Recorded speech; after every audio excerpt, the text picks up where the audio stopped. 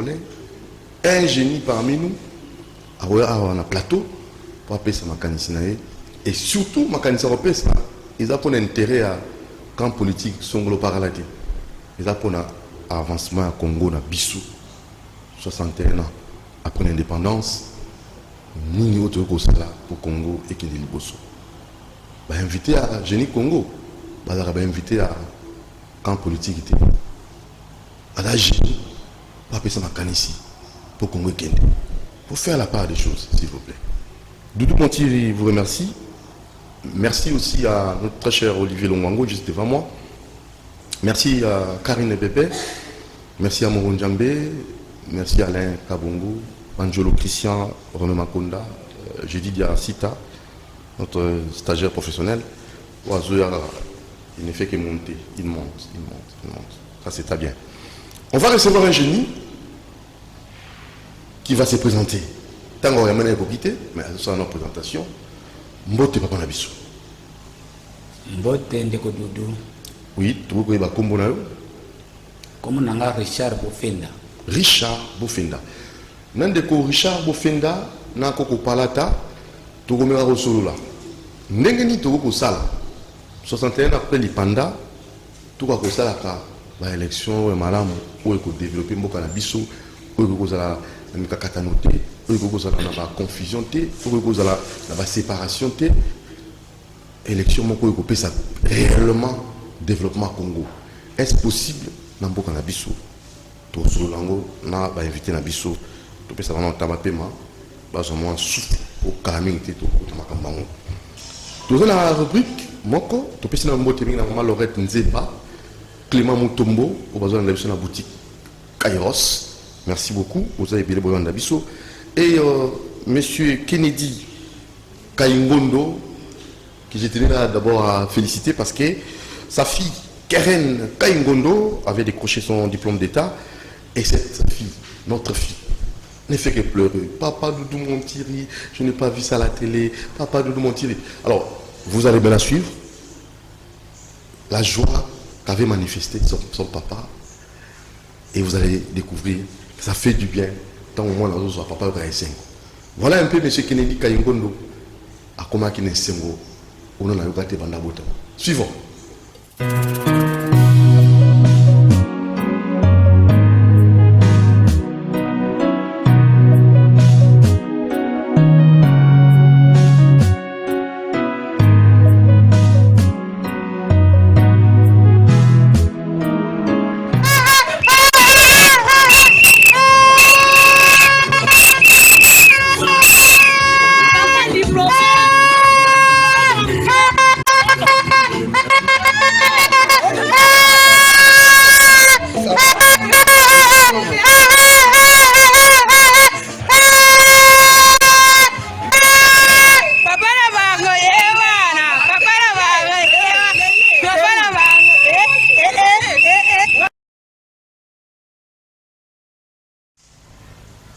Ah, et c'est lui. Ah bon? C'était tout simplement ça. Donc, M. Kennedy Kaingondo, très très joyeux, et remercie les très hauts, le bon Dieu, pour le diplôme de sa fille, hein, qui s'appelle Keren Kaingondo, que nous tenons à saluer. Il est intendant au ministère de l'Environnement et Développement durable, vice-primature. Merci beaucoup, Maman Keren Kaingondo, merci papa. Kennedy Kaingondo, na maman, au Verbotio, donc c'est la joie. Tous ici en repos, tous les qui sont. Ah, Keren, papa, où sont les images? Papa Doudou Montiri. On a fait ça.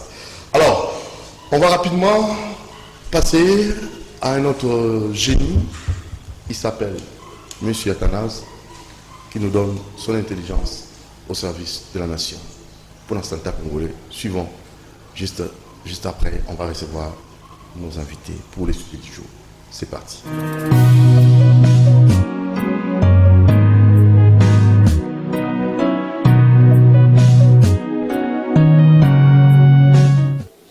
Oui, merci. Bandeko ya rubrique Nabiso ya Génie Congo parce que rubrique o Abiso yo le aura toujours avantage et désavantage ya Blotoliaka. Les abus d'Athanase de Zolo Kabeba. D'abord, merci. La fois passée, nous avons parlé de Tungulu. J'espère que tout ça, la suite, est faire de Tungulu. Protocole et l'homme. Alors, dans la personne de Tungulu, avec les Tungulu, sont riches dans souffle, les Tungulu sont antibiotiques, sont antiseptiques, les Tungulu sont glycoquine. Glycoquine sont hormones. Oui, c'est là que le pancréas est produit par l'insuline. Alors, les autres, nous avons soutien à l'Itungulu, pour tout se comprendre. Mais nous avons que l'Itungulu, normalement, nous avons suite, nous avons que l'Itungulu, malgré l'avantage, il y a ma kate, au basi ba kati. L'Itungulu, c'est la kata qui a déjà. Et que yo lié à déjà et se décompose. L'Itungulu, il faut lier au même moment. Il y a mon avis sur le le blanc ensuite tout le monde non, pas comme ça. Il faut qu'on ait les Tungulu au même moment. Alors, les Tungulu sont riches dans le souffle.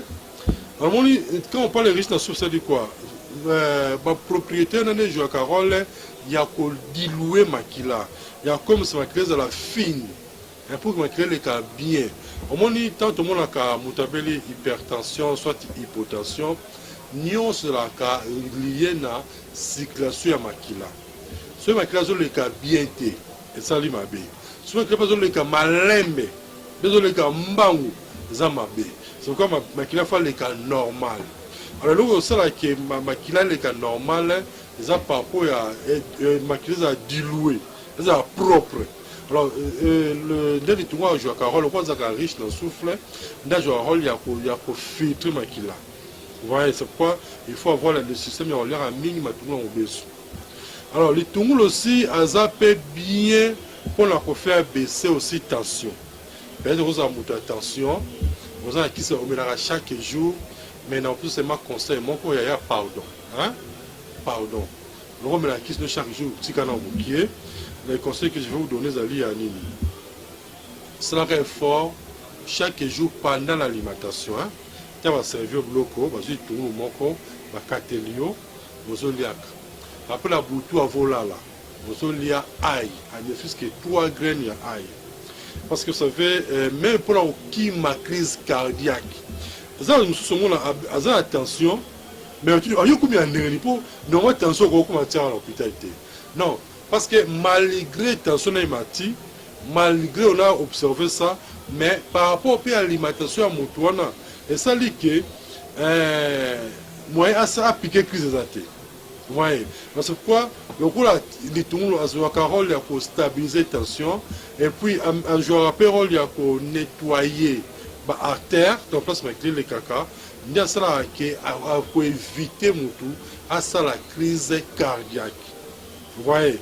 Alors c'est ainsi que il faut ça un système qu'on a mis pendant les repas et puis na boutou à voler là on a fils que 3 graines aïe. Mon aïe non au dépicer en haut, aujourd'hui à 3 graines aïe. Et coup fait non répéter. Yo ça va être quoi ah mais ne mon solo non il n'y a pas un problème yaya. So il y a pas mon solo les cas à cabinet. C'est ça qui tient non. Ça va tirer à poussière. Tu vois non et quand il on peut 5000 francs comme on était. Mais il y a une bien monté mais bande ko zana mboka opération baro déjà que na kutu les États-Unis na France c'était comme ma case mais tu vois so on dit que il faut éviter mon so rôle là poussière parce que na ça vient que tina sala qui a joué rôle il y a retraité infection pulmonaire il y a retraité kosu il y a resoigné mutu pasi ba kubatira de ba douleur a soigné en haut. Et puis, ils ont multiplié la mobilité dans le pourcentage de spermatozoïdes. Vous savez, c'est pourquoi j'ai toujours dit une chose, mon bali, c'est tout le monde, de manière générale, au-delà de 35 ans, il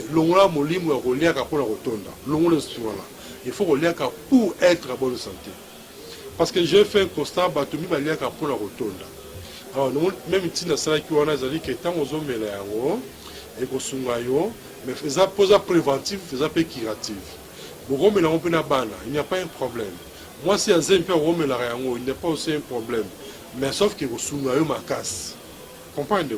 Donc, il y a un avis qui est pour la solo, rôle tant on matungulu na aïe sur la tina salaki on a la poussière soit au lambi en haut régulièrement ça va vous aider. Alors et puis quand je parle aïe les bateaux comme dans l'anté donc on dit aïe peut-être est bas monter mais avec les tungulu ils ont été découverts depuis 16e siècle donc depuis 1600 ce que tu as en 2021 mais depuis 1600 donc voilà solo te aux amoki mais les tungulu mis là déjà alors on a avec on a traité mingi maladie ou mingi calcul Renault dans ce caillou na barin et puis on donnait ça au bateau à une couple stérile maintenant il peut ça bango makasa les tungulu parce que les tungulu sont beaux tu on a fait non ils ont quoi ndemite ba fait on a mutuso tout ya ngo asangisi ma purger pour na opiger la période de fécondité. Vous voyez. Alors maintenant OK aïe maintenant c'est pour ça qu'il faut le rappeler aïe parce que aïe avant va découvrir antibiotiques. Donc avant va découvrir antibiotiques aïe n'a pas que la kisi il va traiter la maladie nyonso ya voie respiratoire. Il va traiter des infections nyonso. Avant de découvrir l'antibiotique, c'est sur la zone d'infection, souvent on recommande dans le système myoliaque aïe. Même aussi on a besoin de paiement, on a besoin d'asthme, on a besoin de bronchite. Toujours le seul traitement à l'époque c'était aïe. Mais c'est pas après après la Deuxième Guerre mondiale, les gens sont pour ça antibiotique. Donc aïe ça bien ma casse. Comprendre. Mais n'oubliez pas.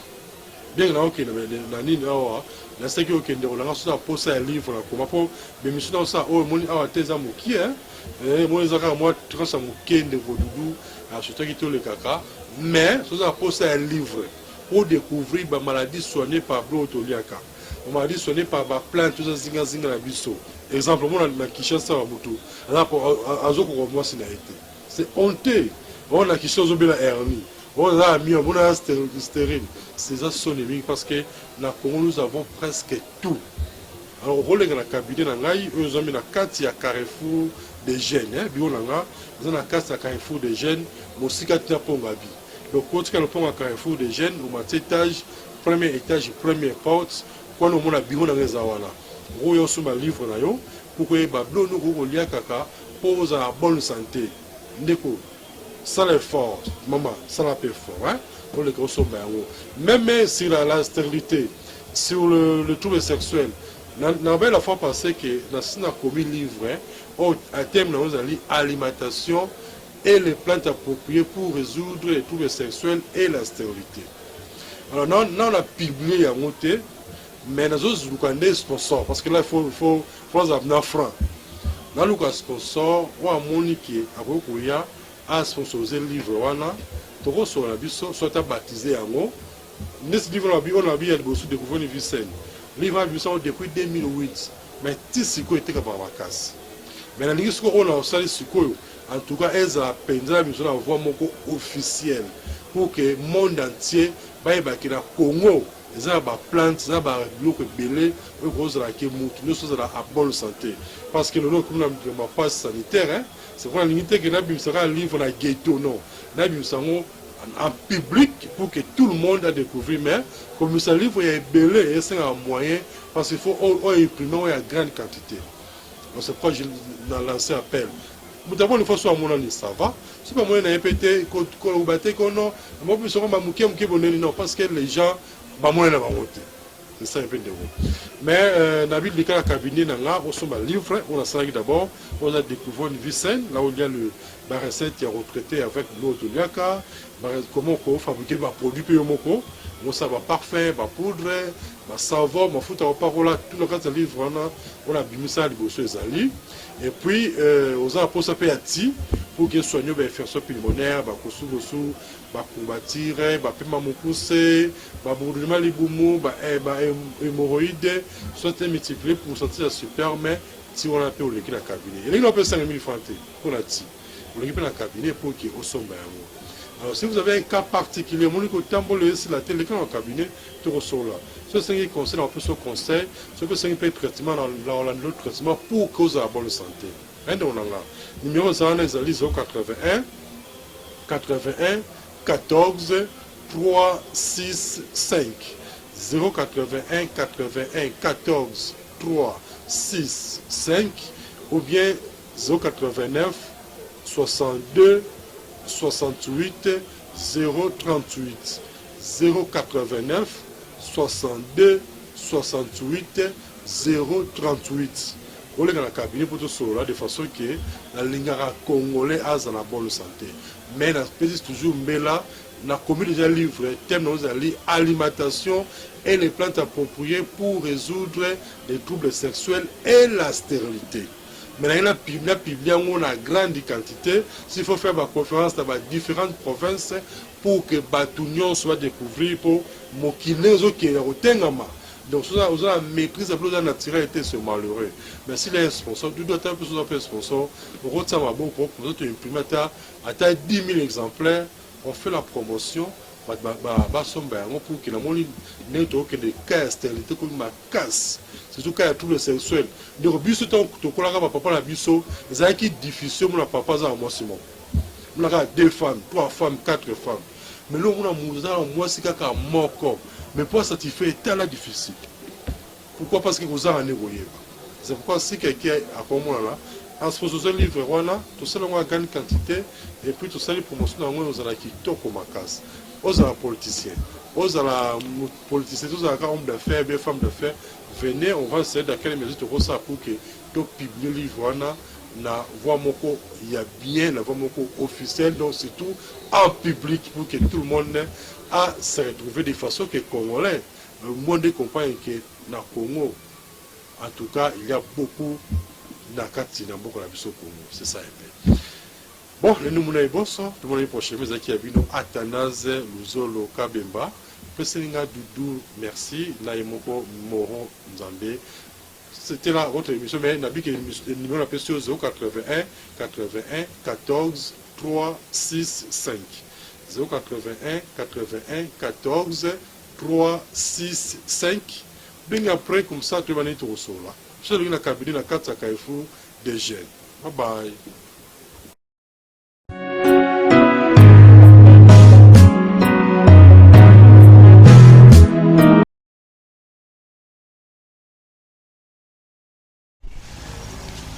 Voilà, merci beaucoup. Nous allons changer directement de cap pour cette fois-ci passer à notre deuxième rubrique, sujet du jour avec nos invités.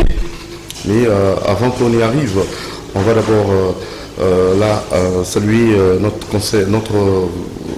très chère dame qui nous suit très régulièrement, Madame Niclette Liemamola, qui est responsable de la Fédération Ligue des Jeunes Founa 1.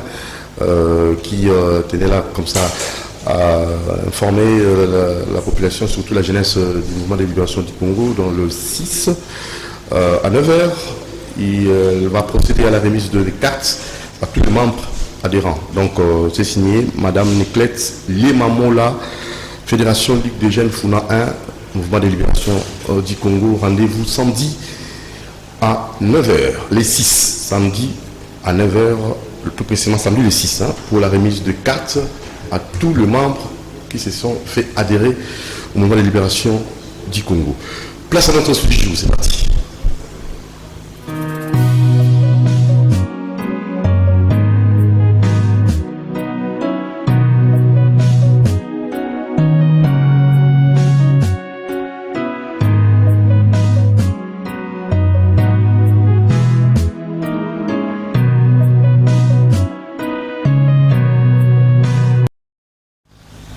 Voilà, alors nous vous saluons, bonjour.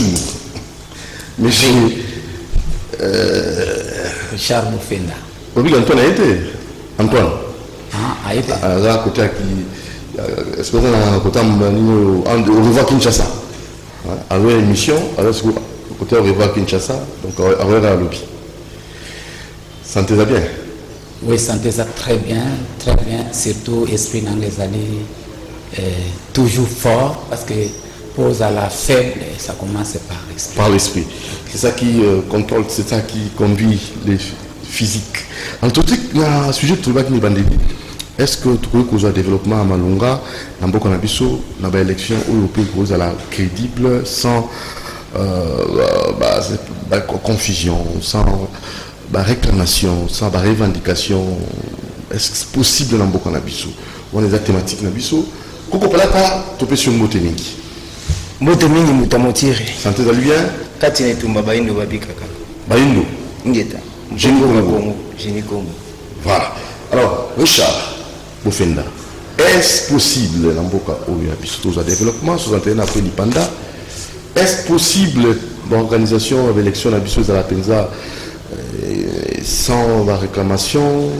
Oui, sans la revendication, bien que vous en ayez, mais tout ça vraiment l'élection de développement en beaucoup. C'est possible. Sous antenne après l'Ipanda. Bon, de côté tout, on a un genre de questions. Il est un peu difficile à faire sa réponse exacte. Mais, tu peux faire sa réponse dans deux volets. Et là, on a développement. Tout ça, tu as la recherche, la conquête, il y a développement. Développement est comme une bonne gestion. Développement est comme une élection à malam. Développement ou tout tangi en développement, c'est l'homme qui est au centre. Dès que tout, la question a sa réponse exacte, mais sa réponse tout simplement n'a pas dévolé côté fort et côté faible. Côté faiblesse, c'est le développement pour tous les côté. Développement en soi, les résultats, il y a des marches mokoboui. Développement, toko kozwango na ndenge mosusu. Eza résultat ya moto. Ya musala ya moto, ya makanisi ya moto, nde tokomi na développement. Donc le développement eza na fondation T. Fondation c'est l'homme. En tout cas, excusez-moi et puis bandeko bakolo kangai na sengi bino kolandanga na lolenge ya malamu. Nazali awa comme congolais na kopesa idée na ngai je ni koyo elili koloba te ke leki ya bamisusu na malamu to ya solo mais nazo pesa yango po yokoza na ndako yokozali na makoki mususu koleka ngai obakisa na RDC justement nazali na mokumba take congolais take citoyen pour apporter quelque chose. Développement pour tozwa yango il faut d'abord l'homme. Pour l'homme. Parce que l'homme azali au centre. L'homme ndi mutu akomema biso na développement. Quel type d'homme? Exactement, c'est une très bonne question oyo toningai pe nazali na komikikisa ya ko répondre yo. OK. Type ya l'homme ou bien lolenge ya moto yo lobi ezali lolenge nani ya komema biso na développement. Lolenge ya moto yo azali na bomoto kati na ye. Liboso ezali kila cité. Avant tout le bana o azali expérience kati ya moto. Tozwaka kati wana ya moto wapi? Ebandaka depuis bo mwana na famille na ye. Alongi na bo mwana akeyi na bakilasi. Na sote moke akeyi na isika ya ba église. Confession religieuse. Na kosa ote, c'est aussi fort na facteur à développement ya moto. Parce que base ya esprit.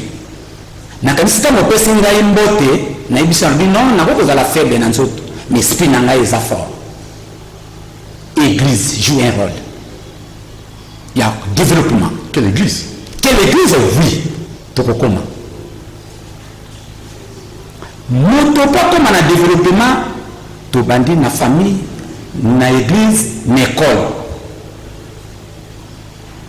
Si que le moto est yozo le bapé sa biso développement, aleki na banzela wana malamu te. Résultat ni tokozwa. C'est résultat. Développement c'est justement un résultat. Oyo ba processus si wana motabandi abotami na famille bakoli malamu akei kelasi ya c'est normal. Et ça fait qu'à sauter classe.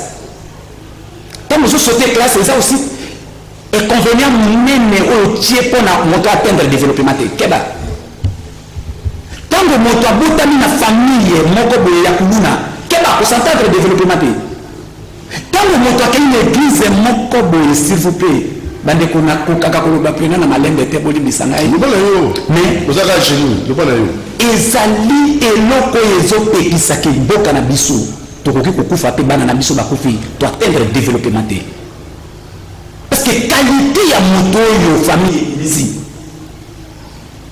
école azwi humanité pétrolière école nini s'il vous plaît c'est nasukisi non nakokata yo pete mais nakolakisa yo lelo tozozwa résultat ya moto Richard ndenge botama kosatendre te nakopesa ka résultat développement te nakopesa résultat ya pauvreté nakopesa résultat ya insécurité nakopesa yo résultat ya oyo yoki mpenza ke anonono famille oyo esala eloko te l'état congolais na nzela ya baekole tala lelo oyo bozosakana na ekole omoni yango tozela résultat après 5 ans tokozela résultat après université ya moto tokozela résultat moto ake kosala 15 satanga humanité primaire ya malamu okosatanga na résultat nini ça fait mal.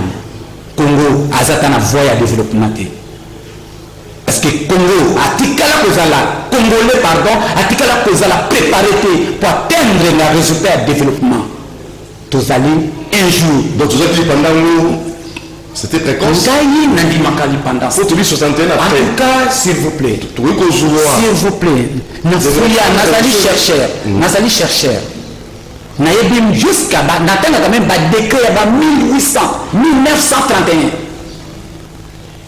entité territoriale ya RDC avant tozwa indépendance découpage lelo tolongwaki na ba 6 provinces 9 provinces 11 26 tout simplement na dans l'esprit bakonstitua balégislateur bazalaki koluka bonne gouvernance mais natikali komona discours il y a pas peur d'indépendance na biso te concrètement sur l'économie du Congo natika kotanga te discours ya Lumumba ya Kasavubu mais natangi Tshisekedi démocratie okokozwa démocratie te ça obtenir compte à l'homme qui est cet homme où il atteindre l'objectif de la démocratie na cité na ya mokolo c'est très important développement c'est facile à retendre à développement mais pour arriver à développement il est que c'est atlantique cet homme où il a passé par classe na ba niveau nini dirigeant où il a battu tolanda ye awuti wapi azalaki chef du quartier en tout cas ministre député et nanyoyo bokotolo au magistrat au nanyoyo bon nakotala yo awa pa na yo en face à maison Schengen tala ndenge ba clôturer nana clôturer c'est le seul des dirigeants congolais soko keye pa na commune ya Kinshasa okotala ba parti politique azui atie les partis politiques nzoke pa na yo en hôtel na balabala pe na mabele ya l'état pour attendre le résultat de développement ni ko dudu tika ça fait mal ya koloba développement ou bien tout temps les résultats pauvreté ngana moni congolais zo kende vers donc comment atteindre la pauvreté comment aboutir ya kosilisa ba page ya pauvreté au non développement mais bino maloba mabe bonde non maloba mabe tende ko dudu moto yoka moto azali na bomoto te ou azote espace ya lita kende na commune kende kaka liberté tala ndiko bakangi espace wana même les grands dictateurs tolobaka na minoko na biso ba jeune lelo Mobutu atikala kosala ngote même étranger qu'on a incité M. Kabila na partage avantage na été parce que nazwa estomac subitement bazo boto la ngai pona ba loi ya mabesu Kabila ko boto la ngai miliki et wuti na nzela yangola pour nasomba yango ba boto linga nazonga par terre na partage avantage na été mais Kabila ko kikote kana liberté regarder développement l'homme quel résultat espace ya l'état donc ils ont des sociétés On m'a dit résultat. Moto akomemela biso. Ngai tout simplement nde nazali boye na ko comprendre que auta na école nini na famille nini na église nini. Pourquoi pelata tokoki ko s'attendre au développement na mboka na biso parce que balobi na élection de toujours ba dirigeant ou balongo bani pour kama mboka 61 après lipanda yozali moko yozali Génie Congo Génie pesa makanisi na yo maye na yo sans tendance sans parti pris tout le Congo, tout le développement Congo, on va matondo mingi mbutamotiri mingi tozongisina no matondo epa tata mokeli o bakoko babelelaka vidi mukulu akongo mongali mungu wa baba maweja pungu tulendo fumu wamba akongo mongali pe nyonso ya nyonso pe fumu kimbango azali molobeli pe mobikisi ya bayendo lolenge nini Congo ekozala développé to lolenge nini Congo foluka développement na ba élection ya kimia na élection et ne pas la élection on peut ça crise sous écoute crise na mboka mais comme élection botu na nanu bango mo élection la disi na ndi pour strictement bango bazo memela mboka Congo na ba élection yango peut faire développer Congo ata changer 400 dirigeants. Tandis que vous avez un programme pour l'intérêt occidentaux et l'intérêt à la poche à Batu, Congo vous allez développer. Tandis que tu peux reconnaître que Batu va vous mettre qui vous sommet en boca à Mabile. À tel moment où vous allez en boca au Kenya Liboso Zati. Développement à Congo, les gens ont la conscience qu'on va y aller à Azana Nani.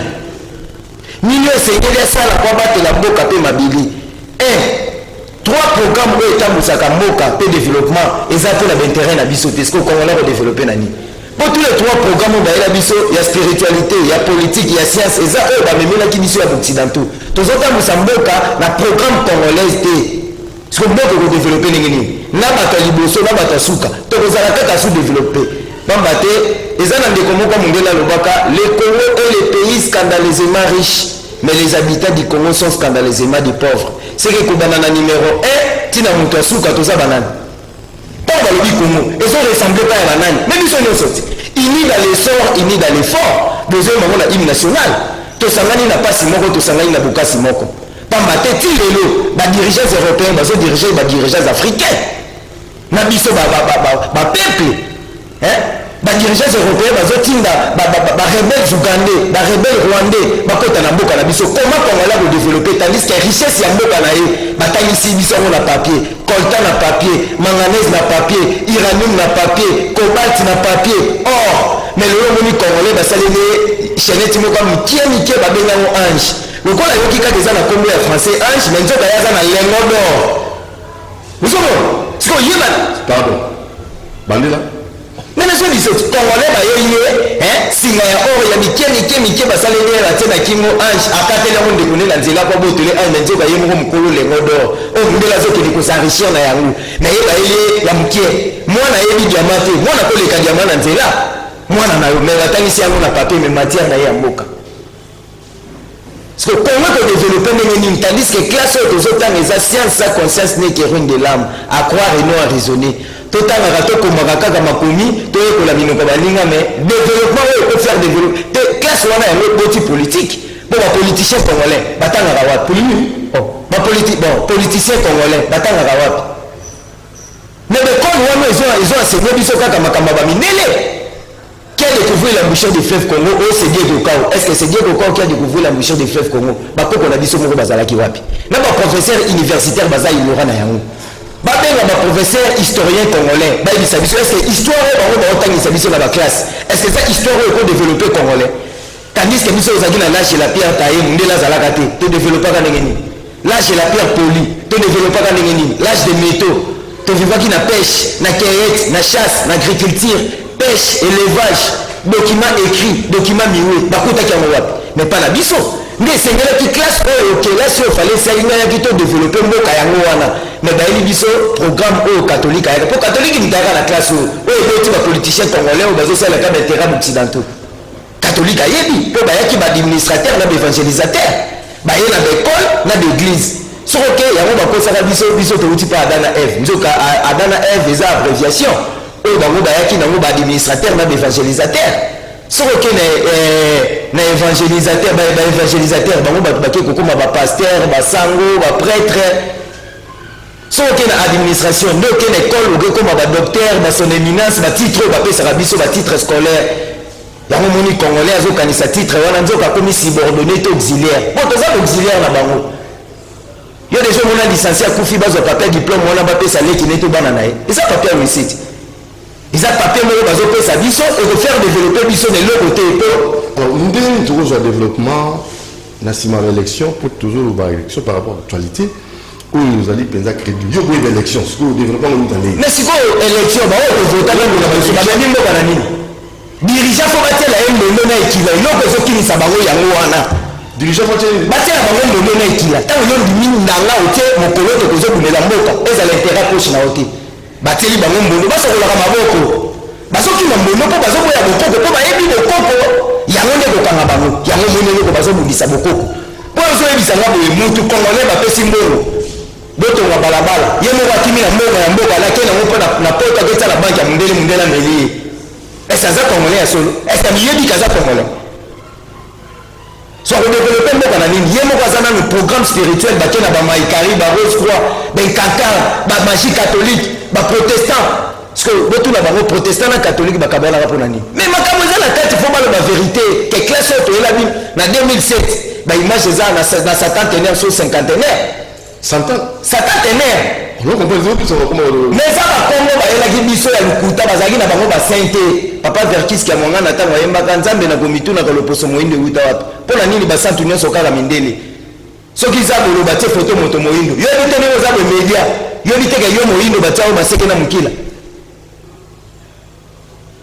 donc ngai nanduki bongo yo batia nani indien batia yo maseke na mokila te arabe batia maseke na mokila te chinois te kaka yo l'homme noir catholique ayebi yango te na bekole na bango l'église moko eza na bandalungu ya satan michel batia insigne na bango saint michel pardon satan michel basaint kaka bango biso basainte bongo kipamvita yango nayebi yo bazalaka basaint te bazalaki bamissionnaire léopold de ntango azotina bamissionnaire bapaster na basango ayebisi bango bien mission oyo bokei ezala mission ezala mpona baintérêt ya métropole ezalaki mpona baintérêt ya congolais te eza vrai catholique ayebi basango fo baloba vérité soki bango bazomona makambo eza maseki etali bango mpo jeunesse congolaise ntango akoyeba histoire ya makambo bino bobomba po catholique ayebi ke politique oyo ememi congo na buzoba boye eza bango bayebi yango conférence nationale souveraine conférence les plus longs du monde ekambamaka pa banani pa catholique ete esimba bazolobela souveraineté ya mboka esimbaka ezosenga biso nyonso tozala sur une même table na mesa moko majorité azala te opposition azala te société civile ezala te petit peuple te biso nyonso toza bacongolais toluka intérêt ya mboka jeunesse ntango bino bozoloba 61 ya indépendance sikoyo le 4 janvier 61 eza kaka mpona indépendance oyo lumumba basignaka le 30 juin na premier ministre belge na premier ministre congolais na ministre affaires étrangères belge na ministre affaires étrangères congolais basignaki balobi déclaration conjointe du gouvernement congolais et du gouvernement belge. Le Congo accepte ce jour en plein accord et amitié à l'indépendance et à la souveraineté internationale. Est-ce que biso eza indépendant? Biso toza souverain. Chinois obetanga na mboka na balakisi na média congolais ya betanga leki pona nini? Est-ce que ngai soki nazalaki souverain chinois obetanga na kati ya mboka na balakisa na média congolais? Est-ce que congolais obeta chinois na kati ya Chine balakisa na média chinoise? Soki tozalaki souverain, est-ce que badiri néonisien bakolo babaza balibitre na este na biso tandis que congolais azokufa chaque jour soko okei na biro na bango eza na Gombe na kati kuna omona bakarte ya Congo chaque partie eza na minéré bakoma yango est ce que congolais yo moko ayebi na kisangani matière nini ezalaka kuna na katanga est ce que toyebi yango soko oyebisa biso toza souverain par rapport ya nini Bofenda Richard baélection apaisée ekokosema na mboko pour tout ça développement tout que na volet élection pour ekopesa biso badirigeant malamu bon na esika ya bato bazali idée ekokozanga te bato ya malamu to ya bwanya idée ekoki kozanga te na kopesa et puis oyebi ndeko dudu na bandi makambo oyo avant mpona kopesa conseil pe contribution na ngai na makambo etali seni tokoki kolobela élection te to tenir compte ya personnel ya CENI pe ba loi oyo ezokamba CENI. Ndeko Dudu nazalaki na pasi pe mawa mokolo oyo nayokaki ete ba parti politique batinda bato na CENI, mais eza lokolo zoloba likambo pe na contraire na yango. Indépendance CENI, indépendance ya CENI ekoluta wat tango ba parti politique batindi bato. De 1. De 2, parce que nazana lumbango pe na ngonga na yo. Mo Congolais nyonso na mobimba na yango. Je pense na bosanité pe parmi ba marche tamboli na tamboli pe na kati. Totele la ki Rosar ezali ne loko nini na fe nini o to mona ki mabe na kati ya ndeko Rosar.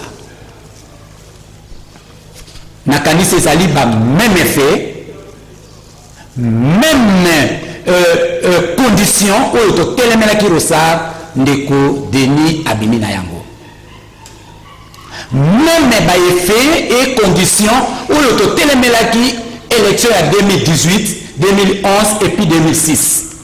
En contraire, et Mati Koleka, pourcentage ya Mabé, il y a 2006, il y a 11, il y a 18, 2023, Nazali prophète était, Nakomoni Eli Koleka. Pourquoi Eli Koleka? Réalité des choses, fondation. Résultat, au la 2023, fondation Nango, c'est aujourd'hui. Ndeko Denis, c'est notre frère congolais 100%. Fondation Naye Dimi Mabé pour l'année. Ndeko Denis assemblée la kana ACK, s'il vous plaît, là, n'azali même pas na intention moko ya Mabé panaye. Oh, Ndeko Dudu, naboko ya awate pour na sakana, ezali ko sakana vie na ngai moko personnel. Non, kokatangaite azali membre ya ACK.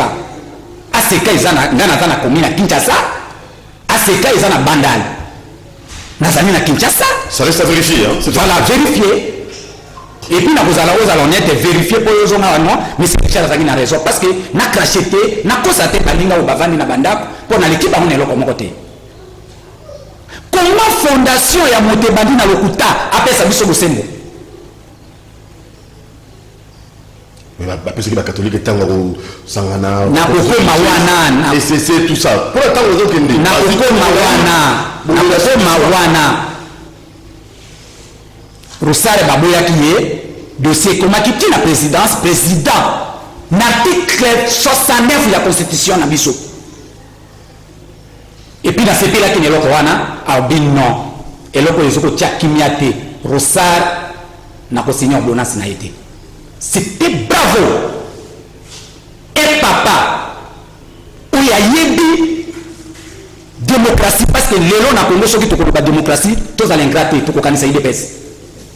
Parce que discours il y a Kisekedi apema na kimia c'est la démocratie. Progrès. Pourquoi dans l'esprit à l'objet du Bosso, démocratie, union, démocratie et progrès social. Parce qu'on ne peut pas avoir un progrès social sans tenir compte de la démocratie. Pourquoi démocratie c'est la loi? Pourquoi loi? Parce que impôt, moi qui ne développe pas qu'un impôt, même les diamants, je ne partage pas d'avis. Nanda konanga lelo na kodia diamate. Nanda konanga lelo na kodia kobati koltante. Ningelo soki basale la kayango parce que bayebi nzamba pesi bango mayela kosale la yango mais ngai na kosale la fufu lelo. Oh, ngai na kosale la lombisi mais sur le truc bien mbongo liboso avatoko mana mbongo tozalaki kobika opesinga kwanga na pesi ombisi to vie ezalaki eza déjà développement te l'argent pas forcément koya na 100% développement asaka complément moko boui et un échange. Alors, il est fait, ça le dit non. Il faut démocratie. Pourquoi démocratie de Doudou? Tout démocratie, c'est aller associer population à gestion. Ce que vous allez gouverneur, ce que vous allez président de la République, avant votre décision, il faut associer population. Tout ça, la planification. apesi tango bazui tango apesi tango eloko wana Assemblée nationale coup de chapeau yoka coup de chapeau mpona nini apesi tango tinazomona tango wana 72 heures oui mais bandeko mosusu tolongola catholique tolongola protestant bandeko mosusu bakei na kotosaka mibeko epesi biso mokumba biso nde tokokende kotika PV alors lokola bandeko mosusu bakatisi compétence na biso ebuki mibeko biso tokei ngonge ekoki bandeko manda bopesaki biso topesi bino réponse toyokani te mikakatano ezali contre biso kati na biso manda wana ntango bazongisaki lokola catholique na baprotestant bapesaki réponse na bango ete ngonga bopesi biso ekoki te toyokani te na place wana président de la république eza résultat abi ke toyokani te c'est que mikakatano ezali mokoso ezali. Alors en définitive président akokaki kosigner ordonnance ya konome moto awuti na mikakatano te mpo ye azali bon fonctionnement ye aza respecte constitution mibeko nyonso ya mboka na kimia epuis constitution na biso na article mosusu elobi ete tozwa président de la république azali unité azali moto azosangisa biso oyo akosala likambo ekopesa toujours intérêt ya totikala na bomoko mais na destination ya ndeko na ordonnance enome ndeko wana ekotika kimia te élection ezali confiance élection ezali eloko ya crédibilité élection eza fondé ya confiance lokola ekozala biso te esi elongwe okokende bandeko kuna bandeko kote ya fayulu baboyi ozonga kote oyo bato mosusu ya confession religieuse balingi te en tout cas na ngonga wana élection tokozala malamu te meme ndeko Kisekedi lelo soki abimi eke population congolaise bapesi ya 80% eloko esi ekomi conteste ne bandeli contestation so ekoti moye tosala susu autrement ezali te mpona nini mpona désignation ya président ya CENI to bureau ya CENI na fondation nango ebandi contestation ndeko dudu tovandi awa tokozela résultat te mpo lelo oyo meme ndeko Kisekedi azwi ata ngai lelo oyo na soutenir ndeko Kisekedi na vote ye biso nyonso tovote ye aleki président mais lelo bato bakondima te mpo bayebi esika nini yo okangami. Pourquoi le président Kandami, le président Kandami Kaka, Yazala, discours le président Mobimbojo, soit attaqué à Koloba, n'a que ça l'ordonnance. Mais où Boyaki, même les conditions. Alors pour la Soukissa. Pour la Kosoukissa, président a respecté unité. Mais déjà, les trains en marche. Et ça en marche, tout est annulé. Même l'ordonnance, il y a président, sauf que quand il y a une possibilité, ça allait.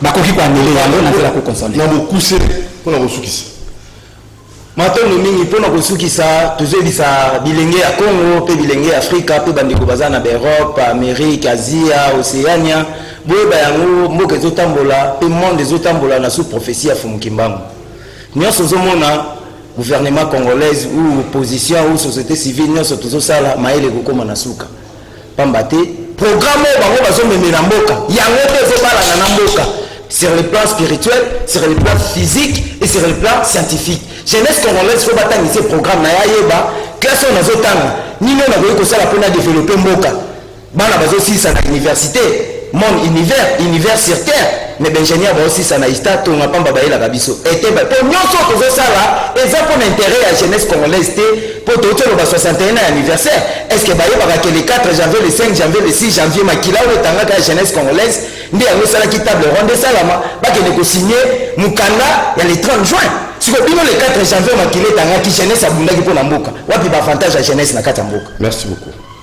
Merci à développer la conscience, na développement, tolona, tobokola, baboti na biso basala ki 5 hectares ya bilanga. Biso bilenge to yeto sala 400. Bilenge msuba moya to sala 600, moke développer ka bongo. Bana bazotanga idi atandenge balona ka mabeleta, idi tina mpepe na été, mabelete, so ako développer mboka na makanisi nini. Bon tambe na été, ake l'église bakabole mama ndoki, papa ndoki. bazobenga na coutume. Est-ce que ministre affaires coutumières ayebi te que l'église ezokanga bafamille coutume